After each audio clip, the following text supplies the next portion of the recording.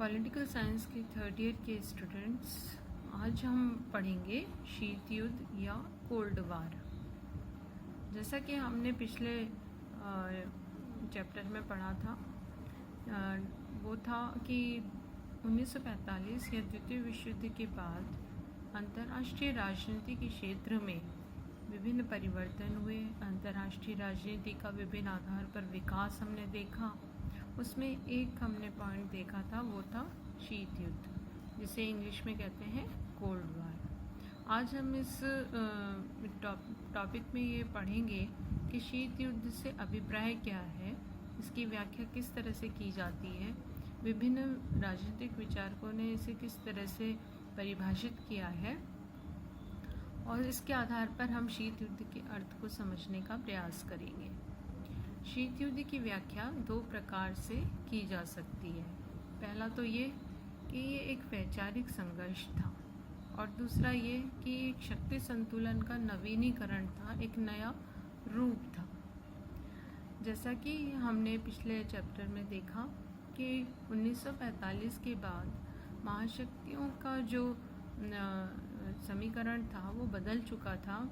द्वितीय विश्व युद्ध से पूर्व यूरोप में महाशक्तिशाली देश थे, लेकिन जब युद्ध खत्म हुआ तो उसके बाद विश्व में दो ही महाशक्तियां रह गई। एक तरफ था संयुक्त राज्य अमेरिका और दूसरा था सोवियत संघ। दो महाशक्तियों के मध्य बुनियादी और वैचारिक मतभेद थे, जिसको हम शीत युद्ध कह सकते हैं। द्वितीय विश्व युद्ध के बाद सोवियत संघ और संयुक्त राज्य अमेरिका के संबंधों में काफ़ी कटुता की स्थिति आई। तनाव, वैमनस्य और मनोमालिन्य की स्थिति में वृद्धि हुई और दोनों के बीच में राजनीतिक संग्राम छिड़ गया। ये दोनों देश एक दूसरे का विरोध कर रहे थे, आलोचना कर रहे थे, एक दूसरे के खिलाफ विरोधी प्रचार कर रहे थे, एक दूसरे को कूटनीतिक, सामाजिक, सांस्कृतिक, राजनीतिक, सैनिक आधारों पर पराजित करने लग गए थे, और विश्व में एक भय और अविश्वास और तनाव का वातावरण बन चुका था। ऐसी स्थिति में एक नया ही युग का प्रारंभ हुआ, जिसे हम सशस्त्र शांति का युग कह सकते हैं, यानी कि एज ऑफ आर्म्ड पीस कहा जा सकता है। और दोनों महाशक्तियों के संघर्ष का अखाड़ा पूरा विश्व बन चुका था। यदि दो आधार पर हम इसकी व्याख्या करें तो पहला तो ये कि ये एक वैचारिक संघर्ष था, यानी कि दो परस्पर विरोधी जो विचारधाराएं थीं, एक तरफ उदारवादी लोकतंत्र, दूसरी तरफ सर्वाधिकारवादी साम्यवाद। ये दोनों विचारधाराओं के मध्य में ये संघर्ष की स्थिति का युग था। दूसरा ये कि शक्ति संतुलन का नवीनीकरण हुआ, यानी कि द्वितीय विश्व युद्ध से पूर्व शक्ति के जो केंद्र थे विश्व में वो यूरोप के देश थे, लेकिन 1945 के बाद द्वितीय विश्व युद्ध के पश्चात विश्व में शक्ति के केंद्र दो ही देश रह गए, एक तरफ सोवियत संघ और दूसरी तरफ संयुक्त राज्य अमेरिका। जैसा कि यथार्थवादी सिद्धांत देते हुए मॉर्गेनथाउ ने कहा है कि जो शीत युद्ध है वो पुराने शक्ति संतुलन का ही एक नवीनीकरण था, एक नया रूप था। तो इसको हम इन दो आधारों पर व्याख्या कर सकते हैं। इसके बाद हम देखेंगे कि शीत युद्ध का अर्थ क्या है। शीत युद्ध को हम वास्तविक युद्ध या इसको हम सशस्त्र युद्ध नहीं कह सकते।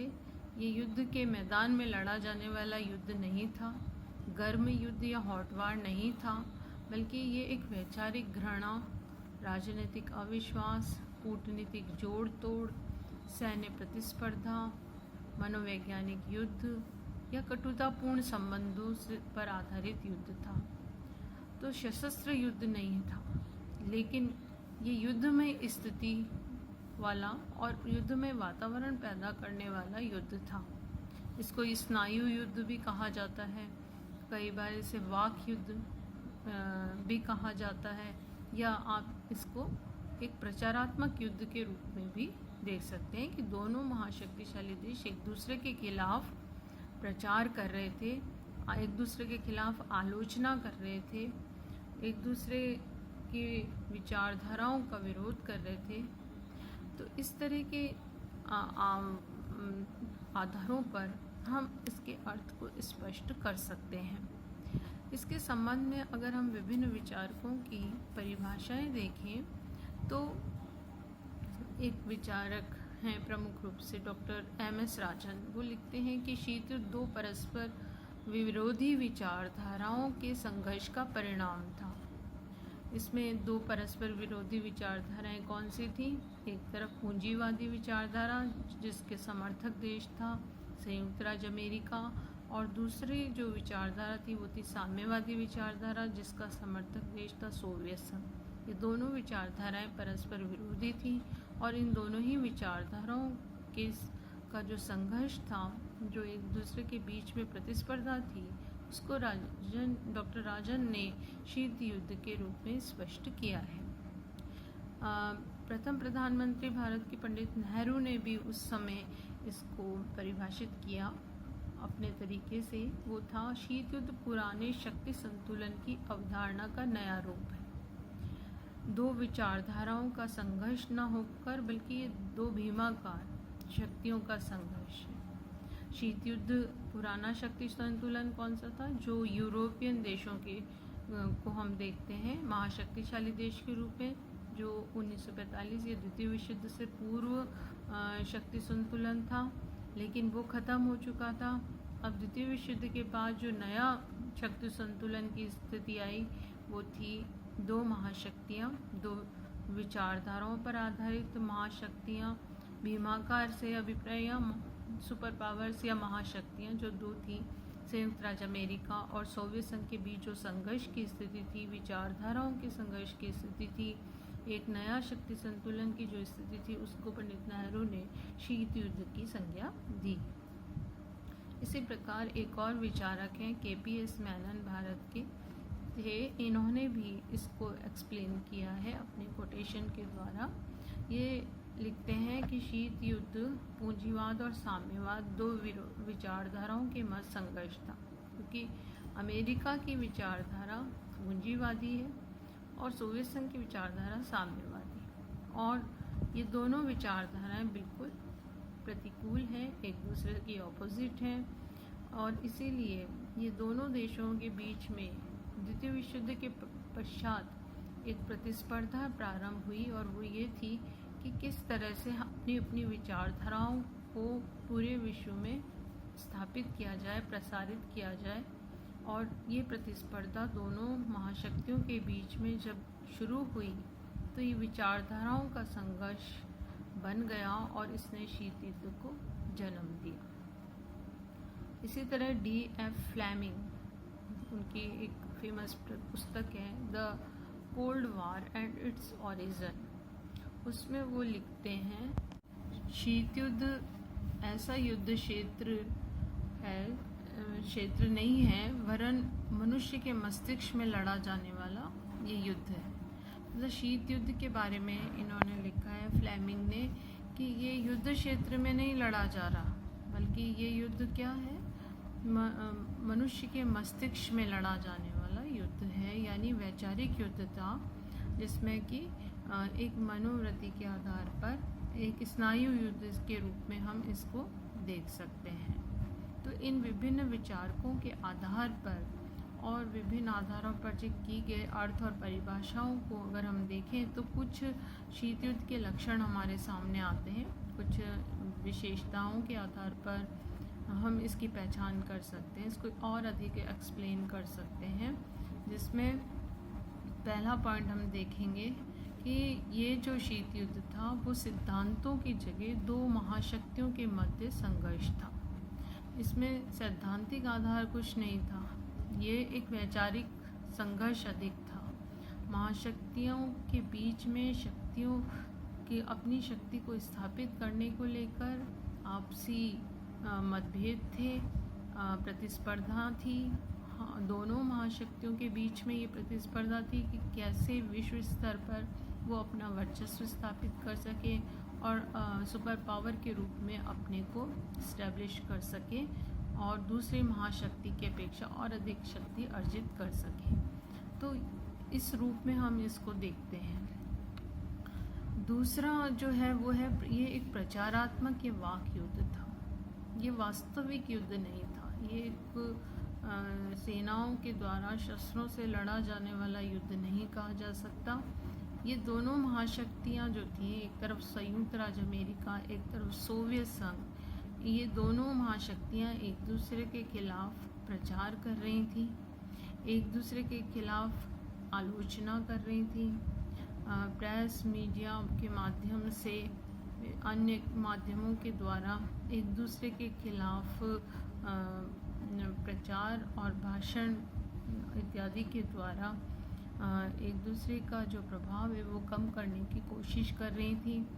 तो ये कागज़ के गोलों के द्वारा लड़ा जाने वाला युद्ध अधिक था, न कि ये शस्त्र या सेनाओं के द्वारा लड़ा जाने वाला युद्ध था। इसलिए इसको प्रचारात्मक या वाक युद्ध भी कहा जाता है। एक तीसरी चीज़ हम इसके और स्पष्ट कर सकते हैं वो है कि ये इसमें गुप्तचरी, सैन्य हस्तक्षेप, सैन्य संधियाँ, ये इत्यादि साधनों का प्रयोग किया जा रहा था। दोनों देश एक दूसरे के खिलाफ गुप्तचरी कर रहे थे, पता लगा रहे थे कि कितनी शक्ति दोनों एक अर्जित कर रहे हैं। दोनों एक दूसरे के खिलाफ सैन्य हस्तक्षेप की नीति को अपना रहे थे, जिसमें कि अगर हम एक उदाहरण देखें तो अमेरिका ने एक U-2 विमान सोवियत संघ की सीमाओं के ऊपर उड़ा रखा था, ताकि वहाँ की जो गुप्त सूचनाएं हैं वो हासिल की जा सकें। तो इस तरह के प्रयास हो रहे थे। सैन्य संधियाँ की जा रही थी, जिसमें नाटो संधि का नाम हम ले सकते हैं, जिसमें अमेरिका की संधि थी, वार्सा पैक्ट जो कि सोवियत संघ की सैन्य संधि थी, जिसमें विभिन्न विश्व के देशों को शामिल करते हुए गुटीय राजनीति, गुटीय कूटनीति, सैन्य गुटों का निर्माण किया जा रहा था। ये एक तनावपूर्ण वातावरण था। शीत युद्ध में युद्ध नहीं हो रहा था, लेकिन विश्व स्तर पर इतना तनाव था कि लग रहा था पता नहीं कब युद्ध हो जाए और कब ये वाक युद्ध वास्तविक युद्ध में परिवर्तित हो जाए। तो विश्व के सभी देश लगभग एक तनावपूर्ण वातावरण में जी रहे थे। शांति थी, लेकिन सशस्त्र शांति का युग हम इसको कह सकते हैं। एक और जो लक्षण था वो ये, जिससे इसको स्पष्ट किया जा सकता है कि गर्म युद्ध से भी अधिक भयानक स्थिति इस समय थी, क्योंकि दोनों महाशक्तिशाली देश सैन्य प्रतिस्पर्धा में शामिल थे। नए नए शस्त्रों का निर्माण हो रहा था। विज्ञान और टेक्नोलॉजी पर आधारित कई आविष्कार हो रहे थे और उसके द्वारा नए नए शस्त्र बन रहे थे।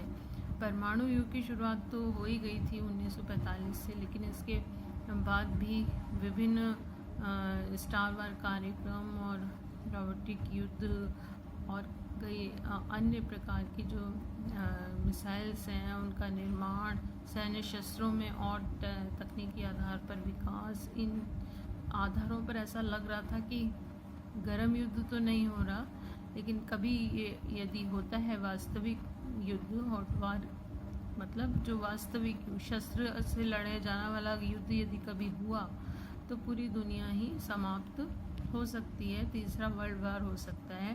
तो जो युद्ध नहीं शुरू हुआ, लेकिन युद्ध से पूर्व की जो स्थिति होती है और जो विश्व में एक तनाव रहता है कि कब युद्ध हो जाएगा और कब दुनिया उससे प्रभावित हो जाए, तो ऐसी स्थिति में ये गर्म युद्ध से भी अधिक भयानक स्थिति वाला युद्ध था। ये शीत युद्ध मस्तिष्क में युद्ध के विचारों को प्रश्रय देने वाला था। युद्ध नहीं हो रहा था, लेकिन महाशक्तिशाली देशों के बीच में, उसके गुटीय देशों के बीच में ये बराबर स्थिति बनी हुई थी कि युद्ध के लिए तैयार रहना चाहिए, कभी भी ये वास्तविक युद्ध में परिवर्तित हो सकता था। तो इस तरह के आधारों पर हम इन कुछ बिंदुओं को लेते हुए शीत युद्ध को और अधिक एक्सप्लेन इन लक्षणों के द्वारा कर सकते हैं कि इस तरह की स्थिति शीत युद्ध की थी। इसके अगर हम और आगे बढ़े तो मॉर्गेनथाउ ने ये माना कि शीत युद्ध शक्ति संघर्ष की राजनीति थी। अंतर्राष्ट्रीय संबंधों और अंतर्राष्ट्रीय राजनीति के क्षेत्र में हमेशा से हर देश शक्ति अर्जित करना चाहता है, महाशक्तिशाली देश बनना चाहता है, विश्व में सर्वोच्च शक्तिशाली देश की स्थिति पाना चाहता है। और ये आज से नहीं, ये प्राचीन काल से ही सभी शासकों और देशों की स्थिति को हम देख सकते हैं कि हमेशा शक्ति की राजनीति का खेल होता है।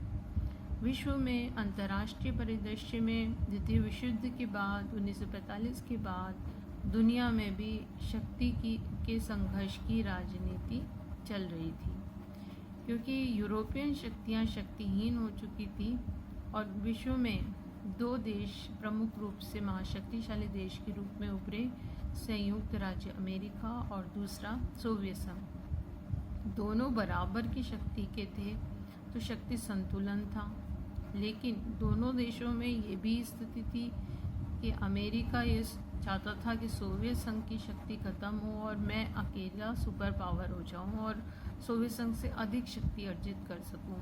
सोवियत संघ दूसरी तरफ प्रतिस्पर्धा में अमेरिका को शक्तिहीन करते हुए अपने आप को शक्ति संपन्न और महाशक्ति के रूप में उभारना चाहता था।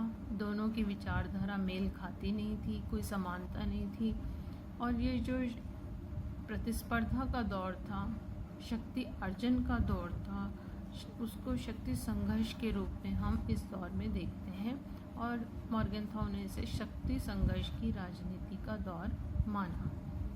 इसके बाद हम देखेंगे शीत युद्ध की विचारधाराएं दो तरह की हैं, जिसके आधार पर हम इसको और अधिक स्पष्ट कर सकते हैं। एक तो पारंपरिक विचारक हैं और दूसरे हैं परिवर्तनवादी।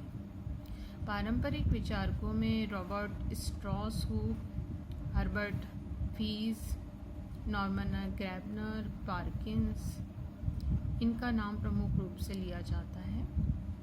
ये सभी विचारक रूस के आलोचक रहे, सोवियत संघ के आलोचक थे। दूसरे जो विचारधारा है वो है परिवर्तनवादी, जिसमें फ्लेमिंग, डेविड होरोविच, गार एलेथरोविच, ये कुछ विचारक थे जो कि अमेरिका के आलोचक विचारक कहे जाते हैं।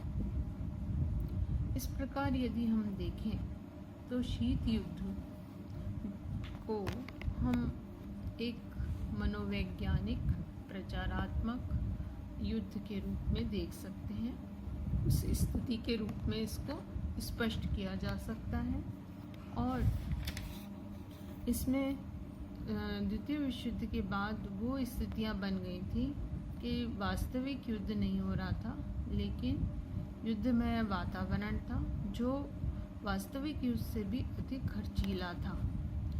ये शस्त्रों के प्रचार का युद्ध था। ये प्रचारात्मक, कूटनीतिक दबाव, बहिष्कार, मनोबल को कमज़ोर करने वाला युद्ध था और इसका जो उद्देश्य था वो युद्ध के समान ही था, युद्ध से कम नहीं था। और सभी जो दोनों महाशक्तियाँ थीं वो अपने आप को दूसरे देश की अपेक्षा ज़्यादा श्रेष्ठ साबित करना चाहते थे, एक दूसरे के खिलाफ भर्त्सना कर रहे थे, अपने अपने प्रभाव क्षेत्र का विस्तार करने में लगे हुए थे और शत्रु के प्रभाव को सीमित करना इनका प्रमुख उद्देश्य था। तो इन सभी आधारों पर हम ये कह सकते हैं कि शीत युद्ध एक वाक युद्ध की स्थिति थी। युद्ध शस्त्र से न लड़ा जाके भी युद्ध में वातावरण की स्थिति वाला युद्ध इसको कहा जा सकता है।